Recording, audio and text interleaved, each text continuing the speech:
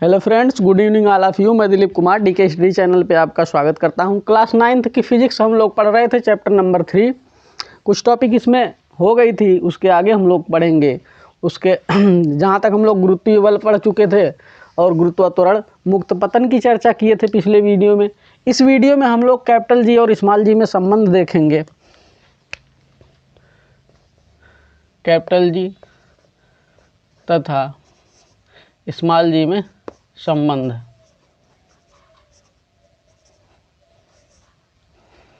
Capital G को क्या कहते हैं? सार्वत्रिक गुरुत्वाकर्षण नियतांक।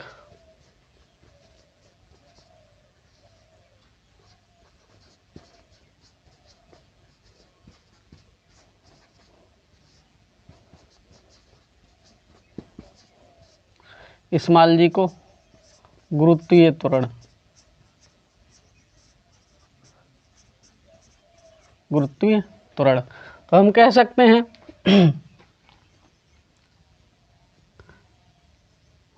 गुरुत्वाकर्षण सार्वत्रिक नियतांक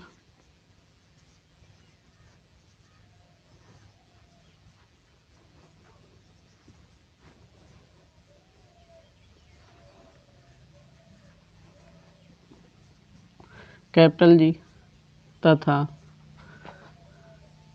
गुरुत्वीय त्वरण स्मॉल जी में संबंध।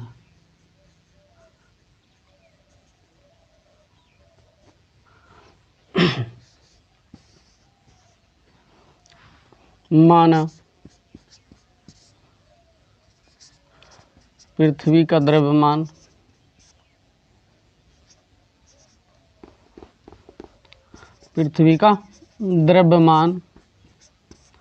कैपिटल एम तथा त्रिज्या कैपिटल आर है, जिसकी सतह पर स्मॉल एम द्रव्यमान की कोई वस्तु रखी है, जिस पर गुरुत्वाकर्षण बल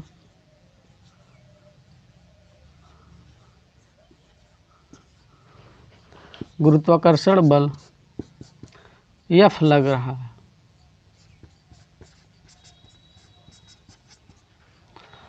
तब न्यूटन के सार्वत्रिक नियम से, गुरुत्वाकर्षण के सार्वत्रिक नियम से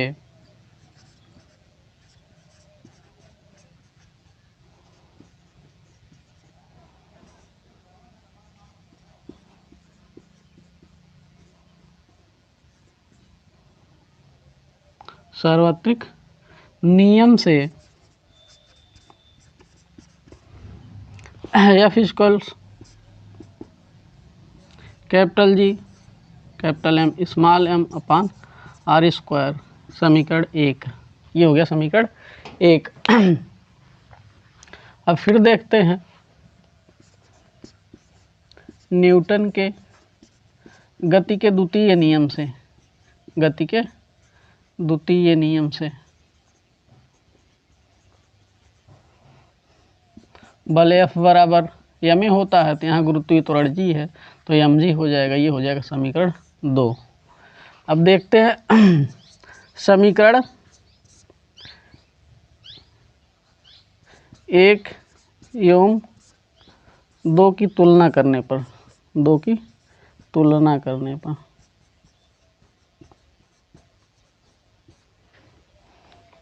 यहाँ तक आपको दिखाई दे रहा होगा। इसके ऊपर लिख देते हैं अब आगे।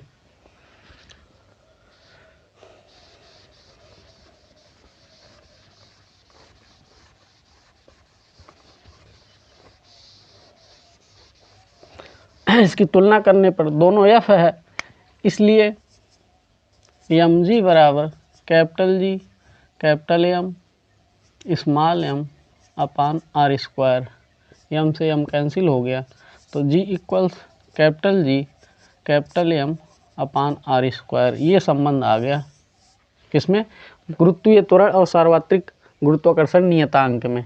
इसका मान होता है 9.8 मीटर पर सेकेंड स्क्वायर और इसका मान होता है 6.67 इंटू 10⁻⁻11 न्यूटन मीटर स्क्वायर प्रति किलोग्राम स्क्वायर, ये इसका मान है। अब यहाँ से हम देख रहे हैं जो ये गुरुत्वीय त्वरण है ये पृथ्वी के द्रव्यमान पर निर्भर कर रहा है, वस्तु के द्रव्यमान पर निर्भर नहीं कर रहा है। यहाँ से आप स्पष्ट देख रहे हैं कि यहाँ से जो वस्तु का द्रव्यमान है वह कैंसिल हो गया है, केवल यहाँ हम किसकी द्रव्यमान की चर्चा कर रहे हैं, पृथ्वी की द्रव्यमान की चर्चा कर रहे हैं। तो इसलिए जब हम कहते हैं कि एक किलोग्राम की वस्तु और 2 किलोग्राम की वस्तु एक साथ ऊपर से छोड़ी जाती है, एक साथ ऊपर से छोड़ी जाती है, तो पहले कौन सी पहुंचेगी, तो आपके दिमाग में तुरंत आएगा 2 किलोग्राम की। एक 10 किलोग्राम और एक 3 किलोग्राम की वस्तु एक साथ छोड़ी जाएगी तो कौन सी पहले नीचे पहुंचेगी, तो आपके दिमाग में आएगा 10 किलोग्राम। लेकिन यह गुरुत्वीय त्वरण जो है वस्तु के द्रव्यमान पर निर्भर नहीं कर रहा है, इसलिए दोनों एक साथ पहुंचेंगे, दोनों एक साथ। लेकिन एक आप कागज़ का टुकड़ा लेंगे, जब आप कागज़ के टुकड़े यानी 1-2 ग्राम का होगा और 1 किलोग्राम का एक साथ छोड़ेंगे तो ये पहले पहुंचेगा, क्योंकि इस पे वायु का जो उत्प्लावन बल है वह कार्य करता है, इसको नीचे नहीं आने देता। ये तब एक साथ पहुंचेंगे जब आप निर्वात में लेंगे जहां वायु ना हो। तो यह आपको देखने को मिलेगा कि कोई भी वस्तु ऊपर से चाहे 1 किलोग्राम या 3 किलोग्राम 5 किलोग्राम की एक साथ छोड़ी जाए तो वह सब एक साथ पहुंचेंगे नीचे, क्योंकि जो गुरुत्वीय त्वरण है ये वस्तु के द्रव्यमान पर निर्भर नहीं करता। यही कारण है कि यदि हम 1 किलोग्राम या 2 किलोग्राम की वस्तु एक साथ छोड़ते हैं तो पहले कौन सा नीचे पहुंचेगा, दोनों साथ पहुंचेंगे। लेकिन अगर कागज़ का टुकड़ा ले रहे हैं तो उस पर जो है वायु का एक बल कार्य कर रहा है जो उसे नीचे नहीं आने दे रहा है, जिसके कारण वह 1 किलोग्राम की वस्तु के बाद नीचे पहुंचता है। अगर उसे हम निर्वात में लेते हैं तो चाहे 1 ग्राम और 1 किलोग्राम का एक साथ छोड़ा जाए दोनों साथ पहुंचेंगे। तो उम्मीद है यह आपको बहुत बेहतर समझ आया होगा क्या कि यदि 1 किलोग्राम या 2 किलोग्राम या 10 किलोग्राम की वस्तुएं एक साथ छोड़ी जाएं तो पृथ्वी पर एक साथ पहुंचेगी। क्यों? क्योंकि जो गुरुत्वीय त्वरण है वह वस्तु के द्रव्यमान पर निर्भर नहीं करता। यहाँ स्पष्ट दिखाई दे रहा है small g equal capital M upon r²। यह जहाँ ये तो आप जान ही रहे हैं g क्या है, गुरुत्वीय त्वरण है, गुरुत्वीय त्वरण है। कैपिटल G नियतांक है, कैपिटल M पृथ्वी का द्रव्यमान है, पृथ्वी का द्रव्यमान है, कैपिटल R पृथ्वी की त्रिज्या है, पृथ्वी की त्रिज्या। यहाँ आपको स्पष्ट समझ आया होगा कि वस्तु का द्रव्यमान तो है ही नहीं है, इसलिए चाहे जितने वस्तुएं चाहे जितने किलोग्राम की एक साथ छोड़ी जाए पृथ्वी पर एक साथ पहुंचेगी, क्योंकि यह जो गुरुत्वीय त्वरण है पृथ्वी वह वस्तु के द्रव्यमान पर निर्भर नहीं करता। यही कारण है यदि 1 किलोग्राम या 3 किलोग्राम की वस्तुएं ऊपर से एक साथ छोड़ी जाए तो पृथ्वी पर एक साथ पहुंचेंगी, क्योंकि गुरुत्वीय त्वरण वस्तु के द्रव्यमान पर निर्भर नहीं करता। तो उम्मीद है इतना आपको समझ आया होगा। इसके आगे नेक्स्ट वीडियो में अगर आपको समझ आ रहा होगा चैनल को लाइक शेयर सब्सक्राइब कमेंट करें, जिससे इससे भी बेहतर एनर्जी के साथ आपको प्रोवाइड कर सके वीडियो। धन्यवाद।